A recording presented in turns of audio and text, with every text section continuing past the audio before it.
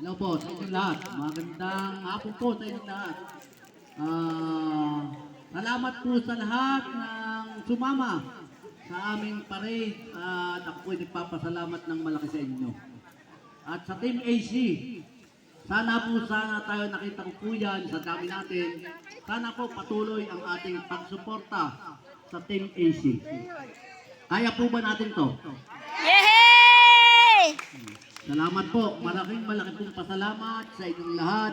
Ngayon pa lang po ay talagang tanggap na tanggap ko po sa loob ko na mananalo po ang Team AC. Yehey! Mabuhay! TMS! Mabuhay! Po, patuloy ang paglaban at para po mabago naman ang ating barangay. Yehey! Mabuhay! Ang bagong barangay!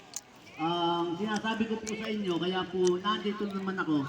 Ako po'y galing po sa ating barangay din. Dati po akong ni Kapitana, dati po akong katulong niya sa pagpapolitika. Siguro natatandaan niyo ako. Kaya po hindi po kayo nalilimutan na ito na naman po. Ang naging papel ko po ay puros papel. Puros papel lang. Puros papel, wala po. Walang ginawa. Tanggap. Pero ngayon po, tinatanggap po kayong lahat. Hindi ko po kayo tinatakwil. Wala po ako tinatakwil sa kabarangay ko. At ako po ay naging presidente po ng Salupa sa amin sa 206. Hanggang yun po yung nilalaban namin. Kaya po sabi ko sa inyo, kung sakali po ang mananalo ang pangkat ng Team AC, ay siguro maitutuloy ko na po yung mga plano namin. Ano po? Kaya po tulungan nyo ang Team AC. Ito lang po ang ni-request ko sa inyo. Kaya po ako'y nagduduma pa na kung pwede, makuha natin itong labang to. At siguro po, ang hiling ko lang po sa inyo, bantayan nyo po ang ating paligid. Lalo po mamayang gabi, bukas ng gabi. Siguro po nasa puso natin kung talagang gusto po natin tulungan yung Team AC. Kung halimbawa po sila magbibigay o ano man ang ano nila, dapat po ay tayo ay makiisa sa pagbabantay. Ganun po yung ginawa namin ng mga panahon po ni Kapitana, Judith Pugag. Pero awa ng po, nakailang taon po siya. 12 taon po siyang naupo. Siya ba'y humalik sa paa ko? Hindi. Mukha, walang ganon. Kaya nga kung mananalo yung Team AC, dapat to, huwag naman ako suntukan. At pag ako sinuntok nila, wala na silang makakatulong. Titigilan na at lalabanan ko na po sila. Ano po? Kaya po ako'y naandito, binigay ko po yung labang kay Kagawad Amang para po kumanda ang ating barangay. Tama yan! Yeah! Palakpak!